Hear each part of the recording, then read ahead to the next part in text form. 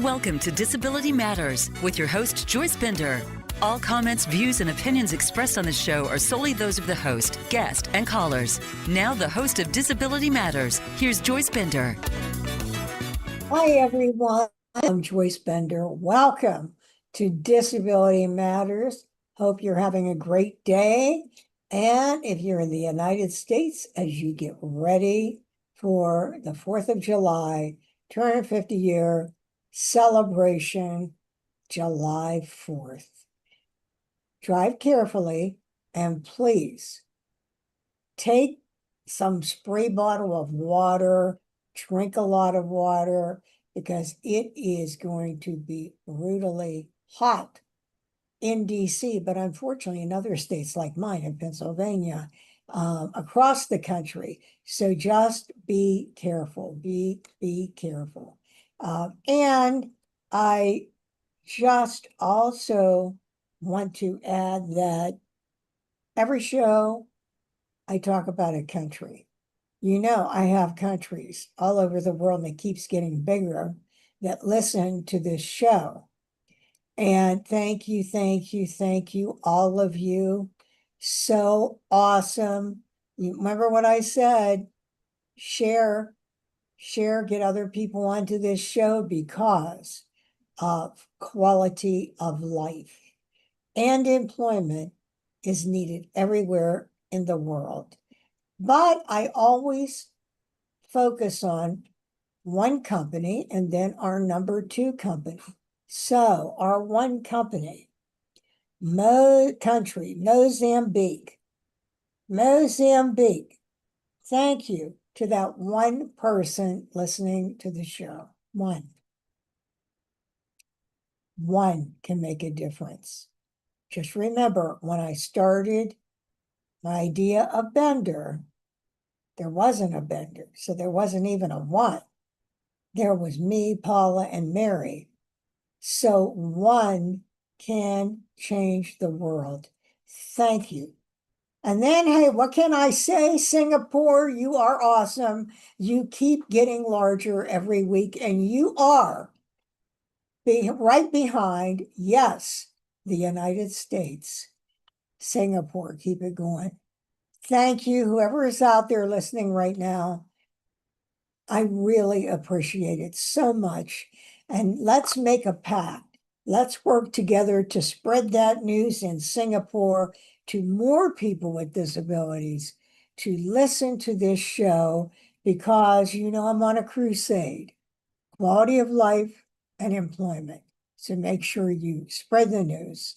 And of course, to my listeners in the United States and the Americas, where would I be without you? You're also wonderful. Highmark, sponsor of the show, greatest company in America for people with disabilities. Really, just a great company, period. Thank you, David Holmberg, and thank you, Karen Hanlon, and everyone else in leadership, sponsor of this show for years. Thank you. And Yoshiko Dart, special shout out to you. I'll never forget you, Yoshiko. Never forget you. Lead on, Yoshiko. Take care of yourself. We all need you. And, you know, today I have to tell you, I am very excited about the show because one of my favorite people is on the show. But in addition to that, my partner in crime with iDisability, John Walsh, welcome to the show. Thanks, Joyce. Always a pleasure to be here with you. So John is the CEO of iDisability, but let's go back in time. He's Mr. C-suite. No matter what multi-billion-dollar corporation he worked at, he was at the top running a country, Denmark, for Computer Sciences Corporation. And then every company he went to, no matter which one, he'd call me and say, hey, we need to hire people with disabilities from you, because he hired people with disabilities from me at CSC and always supported the Bender Leadership Academy. He also serves on the board of the Bender Leadership Academy. He's an advisory board member to the Bender Consulting Services Advisory Board and the treasurer of the American Association of People with Disabilities on the board. I mean, you can see how beyond blessed we are to have him as the CEO. But although I gave sort of a paraphrased version there, John, why don't you tell everyone about your background? Sure. No, a Southern California boy, grew up in San Diego and got a couple degrees in electrical engineering and worked for the U.S. government for about 9 years, and then joined CSC in 2000, which is when I met you, Joyce.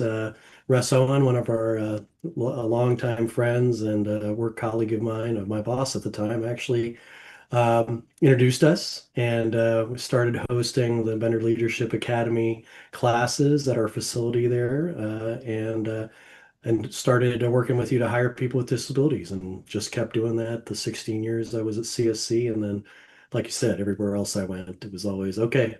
After a few 60, 90 days of figuring out what needed to be fixed and turned around, it was okay. You need to get some new talent in, and I called you up and we got to work. So it's been a great journey. I've been very fortunate to work with great people that you've introduced me to and hired. And so it's always been a pleasure working with you, and excited to be part of iDisability. It's something that's really filling a huge gap in the market, having worked in hiring people and finding talent.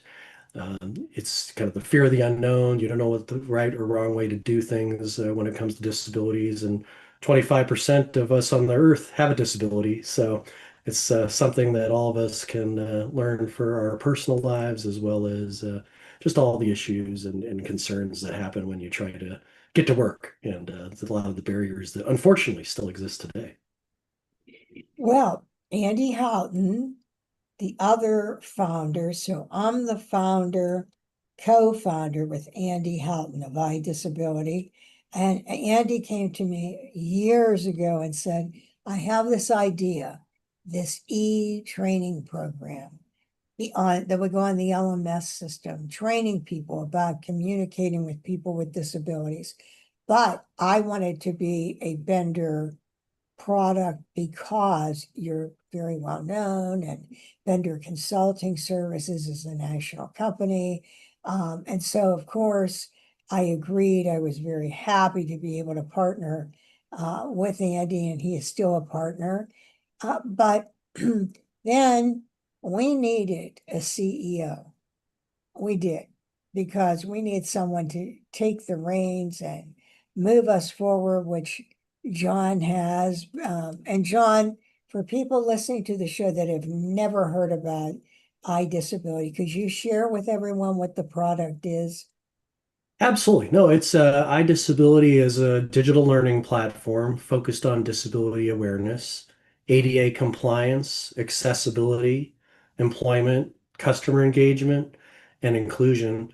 It's really designed to help leaders and train leaders and hiring managers and employees, and even customers, facing teams, HR professionals, and even partner companies, how to effectively make sure that compliance, engagement, and retention, kind of the three pillars we see to the path to productivity collectively, is really the way we do it. So, most of the barriers come from a lack of knowledge. In my experience at work, people just don't know what they don't know.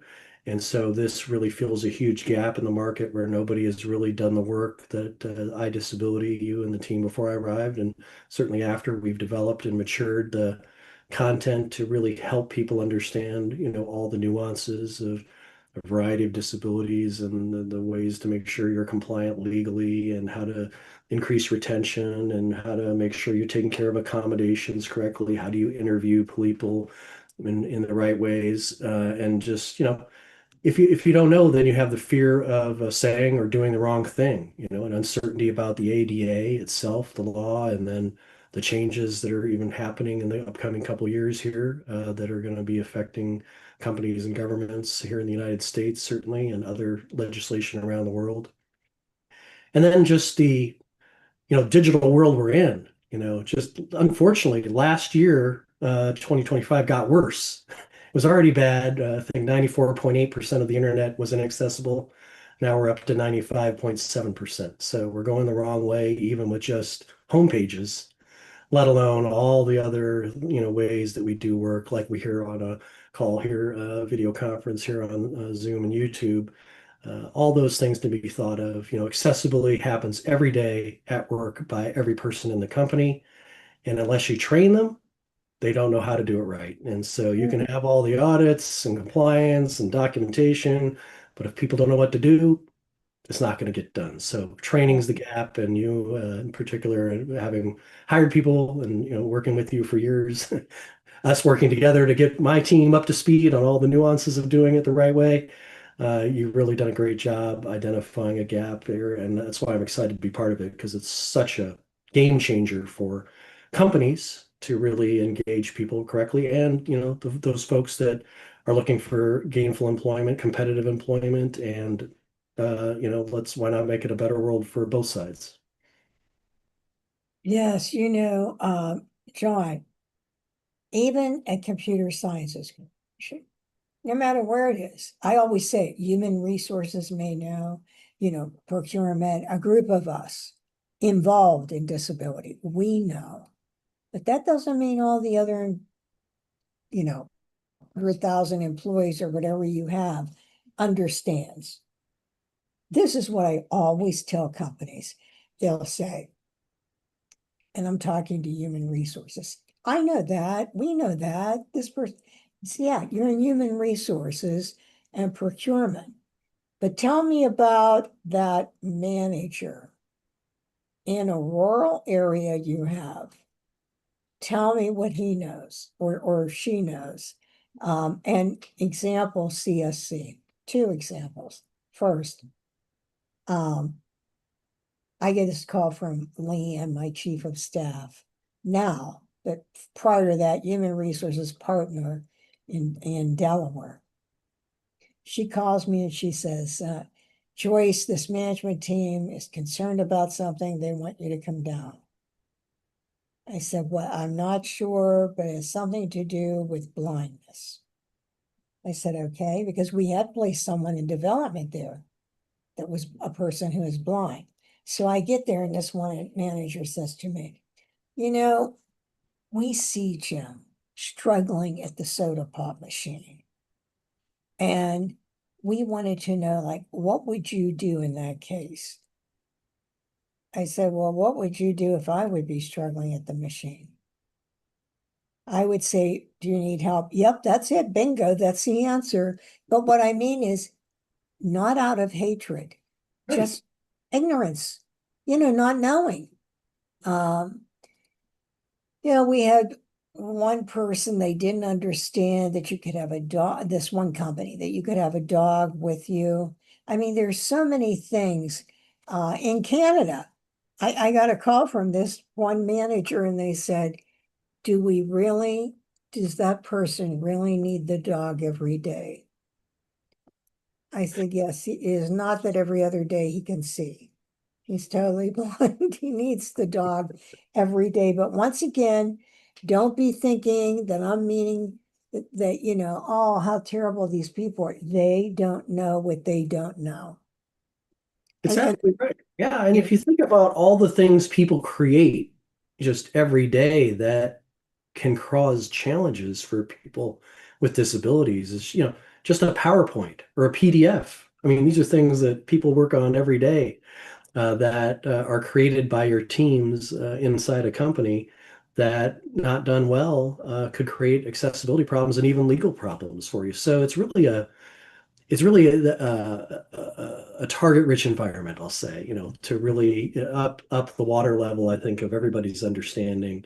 And like I said, 1 out of 4 people, as you know, have a disability. So if you want to engage, everybody on Earth, why not take the time to learn a little bit about it? And these modules that we have are 15 minutes or less, easy to consume on any platform, and really leave behinds. So you can have a little cheat sheet with you if you're going to do an interview or things like that. So it's really an easy way and fully accessible, by the way, learning platforms, so anybody can take the classes.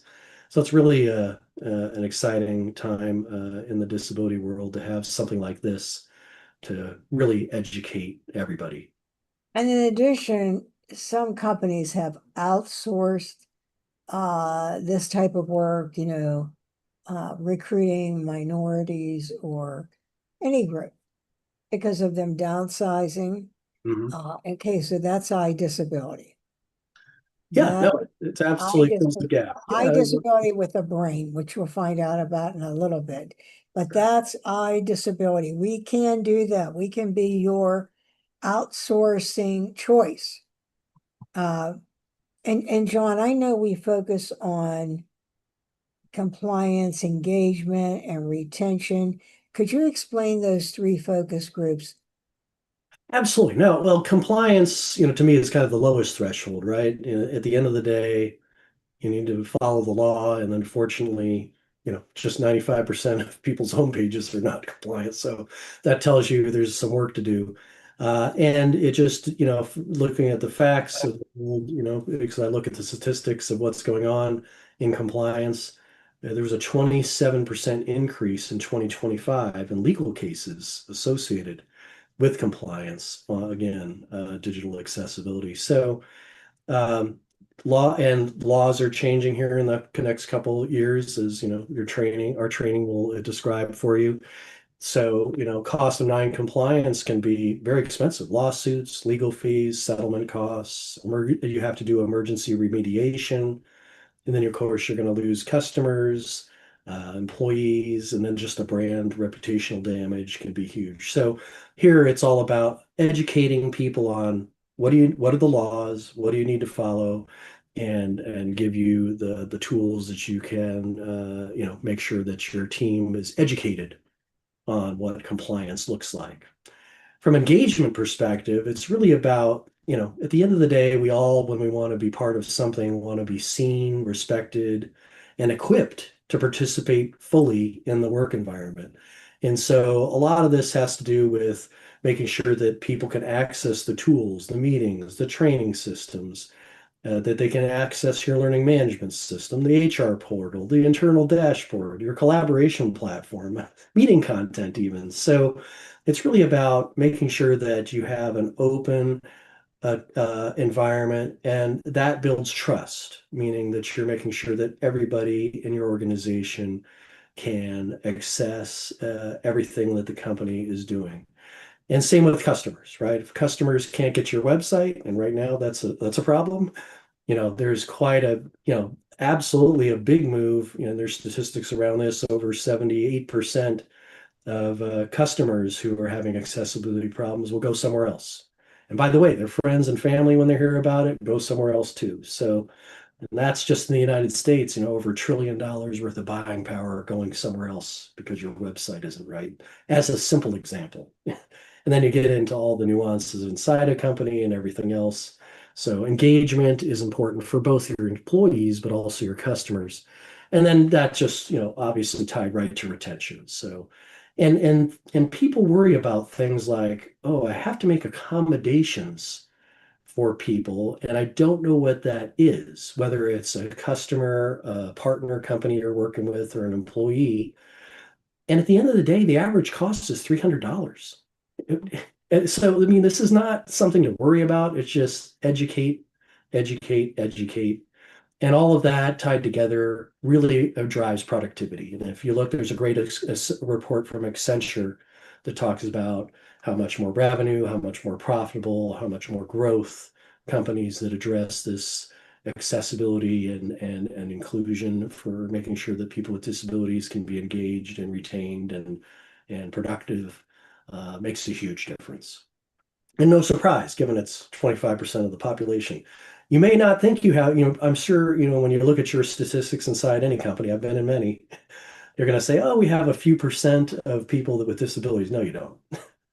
A quarter of them have a disability or more, or a little bit less. But in general, 1 out of 4 people you talk to have one. And it comes back to the stigmas and worries that people with disabilities have from disclosing their disabilities, and just the culture in your company, no matter how hard you try, people will still be a little skeptical around making sure that, what are the repercussions? Because statistically, there are repercussions. So anyway, those are the three legs of the stool, Joyce, that kind of bring together increased productivity and output and profit and growth for companies and organizations.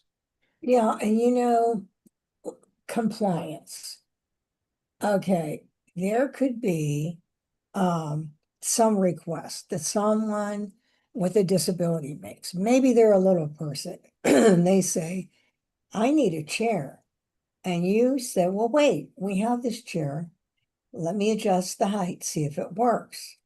I can think of a million examples, not just that, but there are times you're able to do this. But then on the other hand, there are times someone asks for an accommodation and they don't receive it. That's why you have to understand compliance. And that's what I love about iDisability. We go through myths, we go through accommodations, we go through emergency management systems. I mean, we go through everything. So John's right, what he said, and I just wanted to jump on with that. Well, John, look, here's this book. Wait, I got to show you this, and all of our viewers, this book. Okay. This is how people are afraid of AI. It says, if anyone builds it, everyone dies. And, there are just people that philosophically have these views about AI taking over the world and taking over humans and all of this. But I just want to say, they're thinking they may be moving towards a cure for pancreatic cancer, which of all cancers, we know how deadly that is. And that they be moving toward a way to help with Alzheimer's. But they already have right now the way to predict a problem that's in your system, your DNA, that you could have in the future, heart attack. But if you know this, you're going to take action now. What I'm saying is there are bad things, but there are also good things, just like the internet. There are good things, but there are really, really bad things. It's both. But what is your opinion about that, John? What do you think? No, I think you're right on. I mean, just like anything new, first of all, people hate change. It's just human nature, right? So, you think about back in the day when there were buggies and horses, and then the car came along. Yeah, it was dangerous at the beginning. There were no seat belts, there weren't airbags, but over time, the technology was refined and laws came into place and legislation was put in place to control and make sure that those products were safe every year as you went on, even to the point where Volvo was trying to have zero fatalities in their cars for a year, right? So that's a very ambitious and thoughtful, way to think. Same thing with AI or the internet, right? It can be used for good and bad, just like anything. Any tool that a human gets their hands on can be used for good or bad. For me, I'm an optimist. I'm also in technology. I advise several AI companies through an advisory firm I have for years. I've helped many of these AI technologies thoughtfully enter the market. And one of the big things that a lot of people are talking about is the regulation that needs to be put in place. But as a human participating in this in the world, and I have several AI tools I use myself in my daily work today, I use them to augment my work, not replace my work, and not do my work for me. But the way to think about AI as an employee, as a student, as somebody entering the workforce, is learn a little bit about AI. It's coming, period, and take some time. There's plenty of free artificial intelligence subscriptions out there today to just learn how to work with it. And prompt it is the word they use, to ask it the right questions in the right way, to give it the context. And context is super important. So it knows how to answer the question correctly when you ask the question.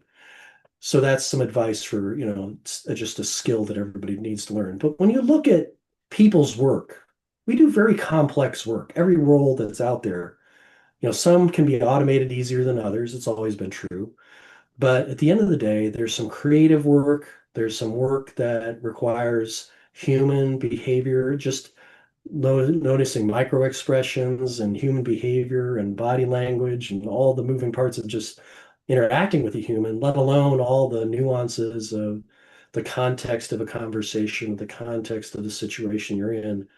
That's very hard and a long way away from being automated by AI. So humans will, you may have 27 things you do in your job every day, and some subset of those, probably the things you don't want to do because they're repetitive and easy to do, would be things that AI would be taking over time.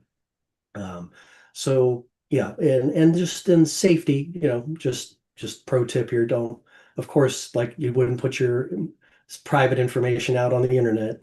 Don't put it inside AI either, because while it is protected, it just again can be exposed, just like you see passwords are hacked every day in the Yeah, internet today. yeah, So that's right.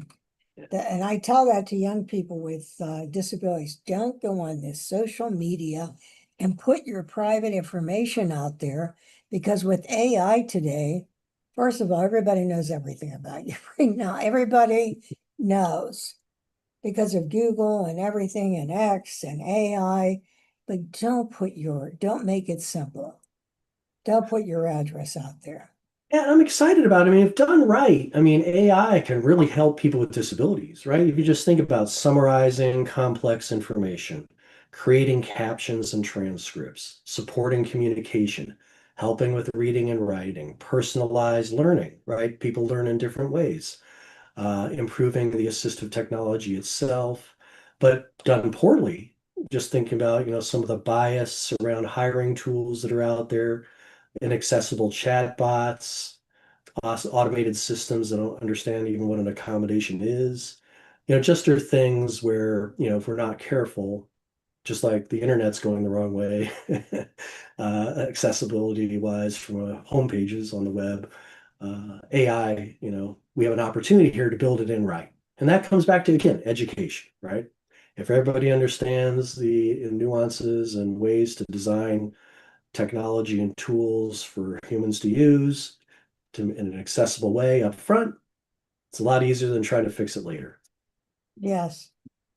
And for young people with disabilities, well, any young person, but specifically, we're talking to young people with disabilities that listen to this show.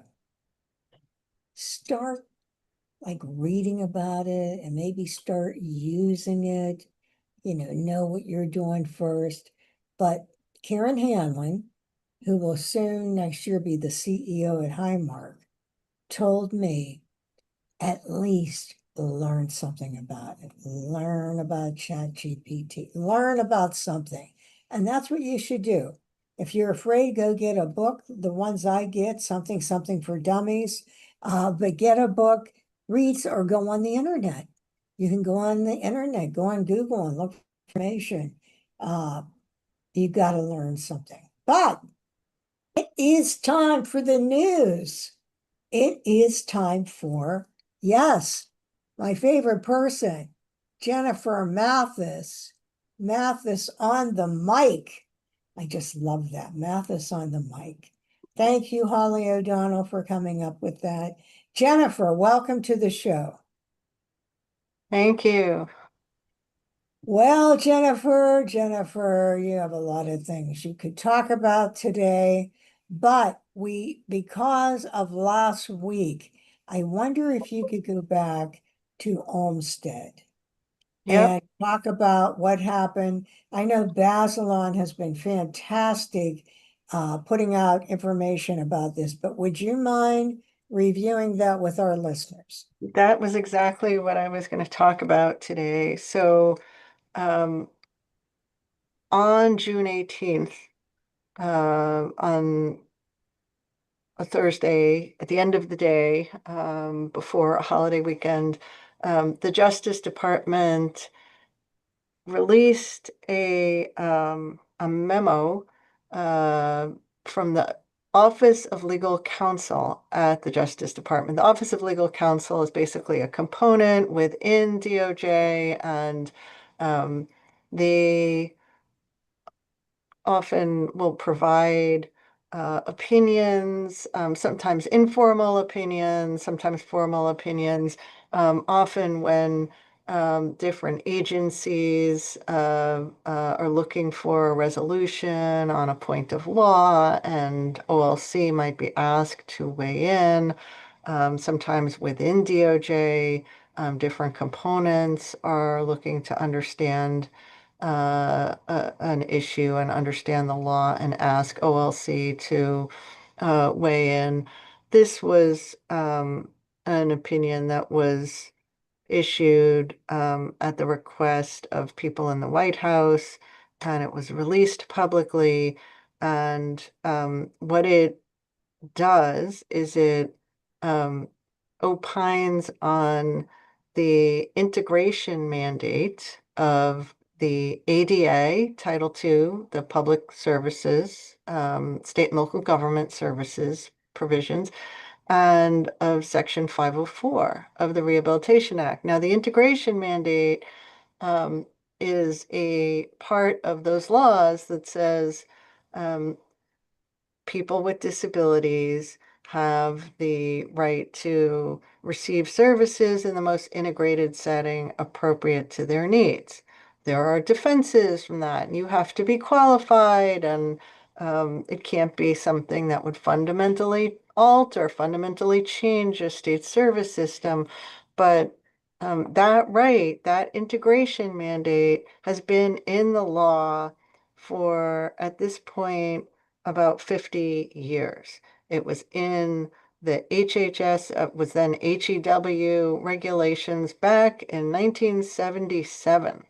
And it has been in HHS regulations ever since. It has been in the Justice Department's ADA regulations since they were issued in the early 1990s. And the Supreme Court, as many people know, looked at this issue in the Olmstead case and affirmed that it is a form of discrimination based on disability under the ADA to unnecessarily segregate or unnecessarily institutionalize people with disabilities. And so that has been established law for decades now. And what this memo says, departing from past Justice Department interpretations for the last almost 30 years, is that there is no integration mandate under either Title II of the ADA or Section 504. So states do not have to worry about ensuring that they are serving people with disabilities in their own homes and communities. There is no community integration requirement. And if there were such a requirement, that it would likely be unconstitutional.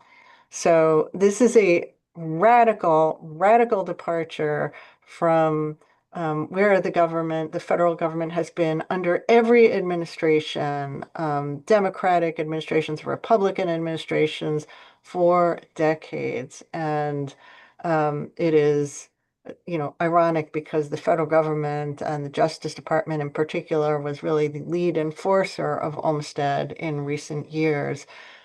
So this is a far out, really extreme, unexpected interpretation. It basically says it has a very narrow interpretation of what the Supreme Court said in Olmstead, and it parses it apart in a way that would be unrecognizable to anyone who has actually read the Olmstead case. And it says that it only is about unjustified institutionalization, and what is unjustified is an open question, and basically the only time that it would ever be unjustified to institutionalize a person with a disability is if it was solely based on a person's disability status, and there is no other reason that the state can possibly come up with, like resources, administrative convenience, you name it.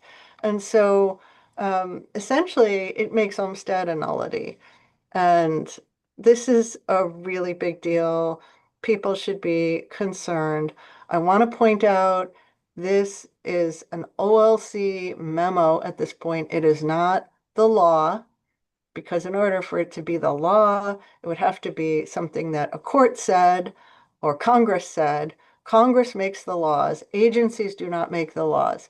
Courts interpret the laws.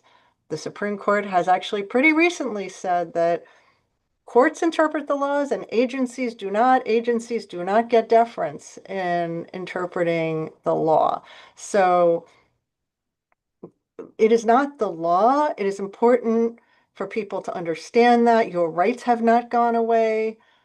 States do still have obligations to serve people with disabilities in the most integrated setting appropriate, but people need to understand this. People need to pay attention. And right now, there are some things that people can do. Number one, I think people should be making public statements about this. We have seen public statements from many, many groups in the disability community. It is important to have a public outcry when the government does something like this to make clear to people in the government how upset people are across all walks of life and across all political stripes. It is important for people to speak out, to do op-ed pieces, to make their voices heard. It is a good thing to contact your members of Congress to let them know that they should speak out, whatever party they are from. And it is important to let your state leadership know, your governor in particular, and maybe the attorney general, but really the governor. It's very important for them to hear just how upset people are about this, because it is states in some cases who are going to go take those arguments and who are going to start raising them. And so we need to make sure that they understand that there will be hell to pay if that happens. Um, and the other set of things that can happen is the federal government, certainly they're going to stop enforcing Olmsted. Presumably they're going to shut down all the cases that they have right now. But they need to understand too, there are different ways that they could do this and they could be more aggressive or less aggressive. So they need to hear, everybody needs to hear how big a deal this is, how upset people are. And the government also may do rulemaking. They may change the rules, the current regulations on the integration mandate. That's down the road. We can expect that that might happen, and we'll talk more about that if it does. Yeah, may I just say, so that everyone understands this, okay, I have epilepsy. And let's say, let's envision, I live in a rural area and I'm on Medicaid. Now, I have to get to that state office at a certain time. I don't know if it's once a year or how often it is, but I have to get there and I have to register and say what I'm doing now and if I'm looking for a job or, what's going on a regular basis or you're cut off. Okay, well, I don't drive. And there are a lot of people, they don't have access. And then there are elderly people. Oh my goodness. My mother and dad are not living, but if they were, I mean, this is hard for us to understand. Yes, indeed. So you're going to end up seeing a lot of people, off Medicaid, and then I don't know what the heck will happen to the hospitals. But I do have one question that I can't figure out. Okay. No Medicaid. So what's happening to nursing homes? Right. Well, I mean, that's a good point. So we are now in an era where because we've had or will have $1 trillion worth of Medicaid cuts, there are going to be budget shortfalls in every state. It is an extraordinarily, extraordinarily difficult financial environment right now for state and local governments. And so, of course, institutional care is the most expensive kind of care that there is. So the idea that states are going to start institutionalizing people right now, it seems pretty far out there. But what is going to happen? I don't know. I mean, if states cut, and one of the fears is that states will cut community services because they're looking for things to cut. They have these budget shortfalls. They cut those community services and they figure the next person in office is going to deal with the back end and the costs when people go into institutions, and it costs 3 to 5 times as much. But that's how things Yeah, happen. you know what I mean? A lot of people in nursing homes, how do they pay for it? Medicaid. Yes. Medicaid is the main payer. So I'm meaning if they don't have, where would they go? You know, where would they go? What institutions would they be in? But then someone said to me, maybe there's going to be like a cutout or something for like nursing homes that they don't apply. I don't know. Oh, you mean for the Medicaid work requirements? Yes. Yeah, I mean for Medicaid work requirements, right? I mean that's yeah, I think people I mean people will not end up being subject to the work requirements potentially if they're in a place like a nursing home. Yeah, that's what I mean. Right. Right, right. Oh, okay, everyone. You always listen to Jennifer. So you've got to outcry. Not just, the Bushes, they were such big supporters of people with disabilities and, follow through with all of these things. You've got to speak up. You have to go out and talk publicly in any groups you're involved with, call radio shows, of course, call your congressman and senator. But this is serious. You've got to speak up. And maybe on the next show, I'm going to have listeners send in questions and send them to you ahead of time, Jennifer, that you can answer. Sure, happy to do that. Okay. All right. Okay. Well, hey, you have a good day. Have a good holiday. Thank you. You too. See you, Bye. Jennifer. Okay, John, boy, I guess we know what we'll be talking about. Yeah. Don't we? Um, I have a question. What is Ask Joyce? That is our new exciting AI digital mind twin. So for everybody listening here, what we've done is we've taken all of Joyce's lifetime of knowledge and all the information that we have in our iDisability training and have trained a digital mind twin of Joyce. What does that mean? That means that you'll be able to click a button, call Joyce. You'll talk to Joyce. It'll sound just like Joyce, as close as you can make it, but it sounds very much like Joyce right now. And we're going to keep training it, and it'll get better and better over time. But we're launching that as part of our iDisability set of offerings as another way to interact with our training.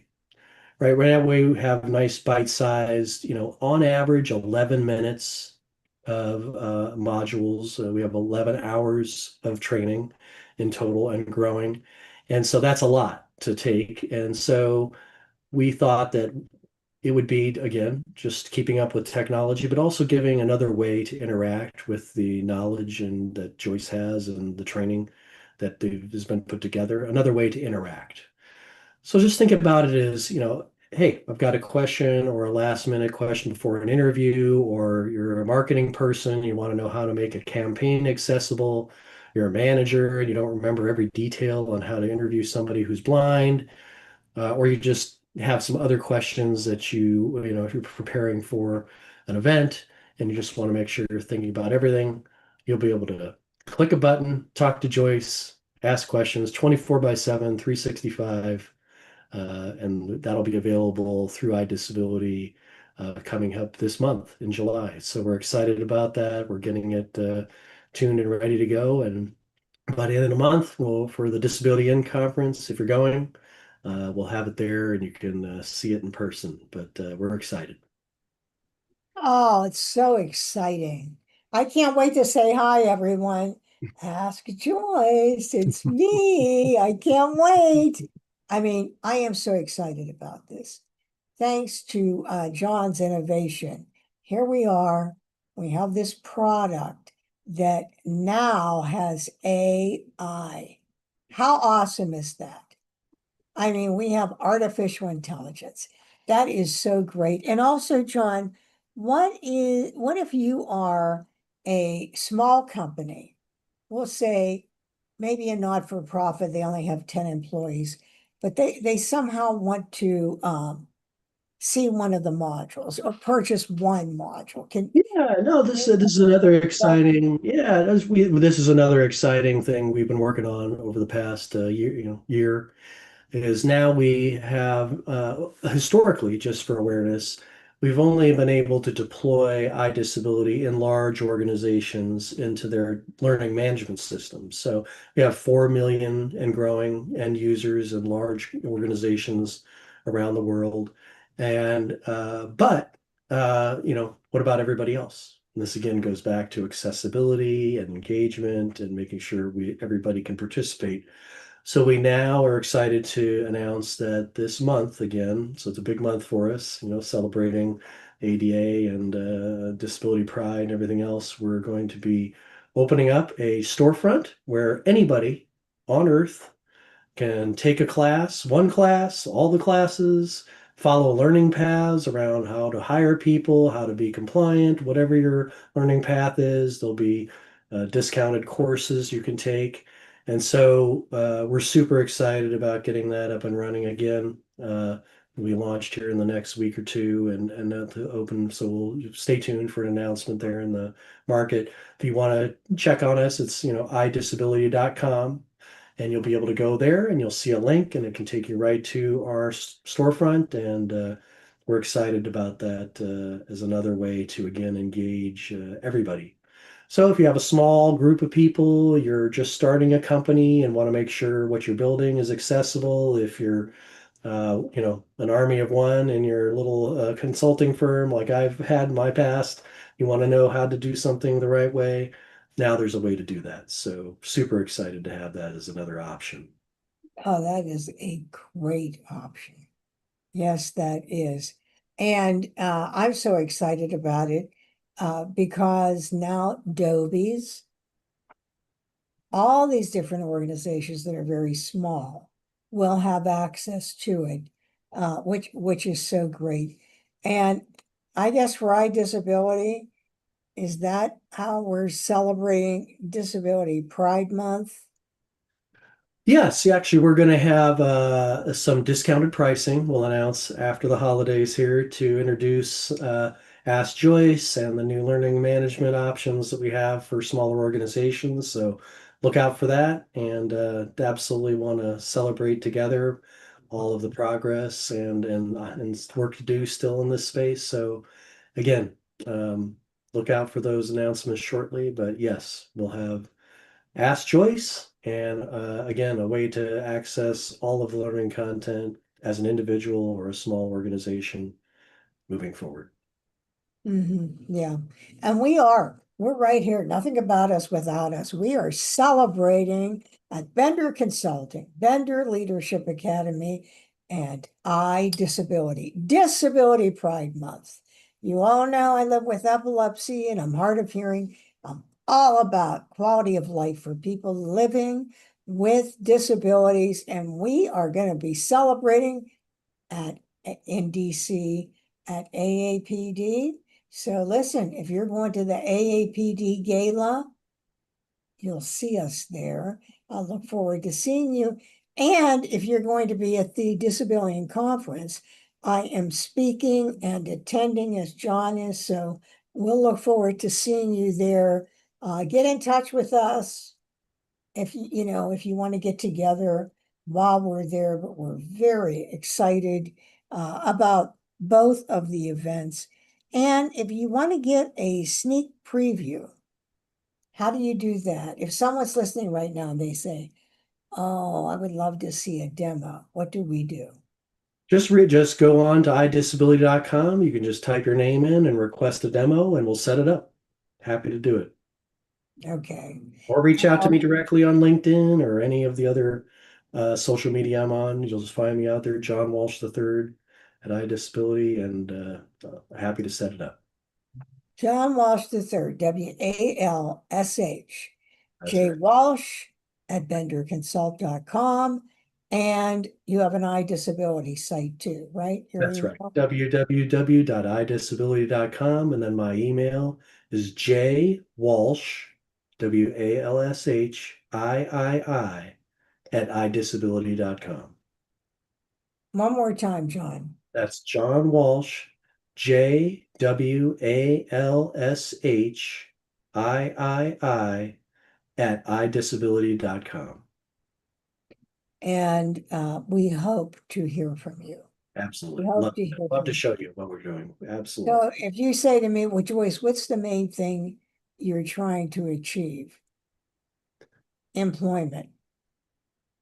There has to be a reason that 70% of people with disabilities, and sadly rising, are not counted in the workforce. Why? What do I believe? Once again, it's not hatred, it's stigma, it's ignorance, it's lack of understanding, it's myths, perceptions, misperceptions you have. And I believe that with education, you can break down a lot of that stigma. And that is where my heart and soul is. iDisability leading to competitive employment. So please follow us. And you know what else? Share this show, share this podcast with other people that you think would be interested in this product. And I just can't wait to see you. I can't wait to be there. I can't wait to see you. But with that, John, thank you so much for being on the show today. You know how I feel about you. I love you, and I can't wait till we break down these walls of stigma. Absolutely. I'd love to see, to celebrate this month, it would be great to see some action, right? So take an action, take a class, learn a little bit this month.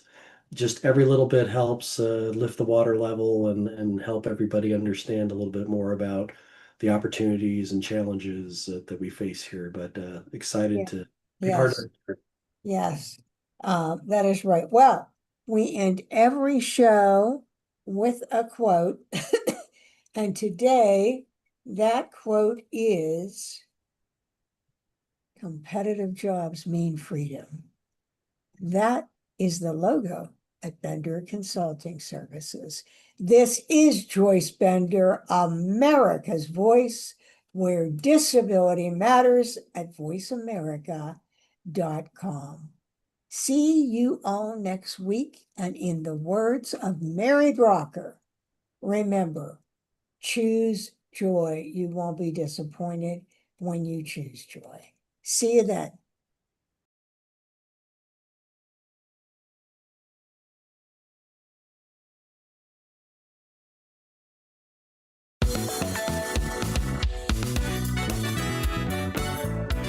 Voice America would like to thank you for tuning in. Please join us next Tuesday at 11 a.m. Pacific Time and 2 p.m. Eastern Time for another installment of Disability Matters, right here on the Voice America Variety Channel. We are the leader in live Internet talk radio. VoiceAmerica.com.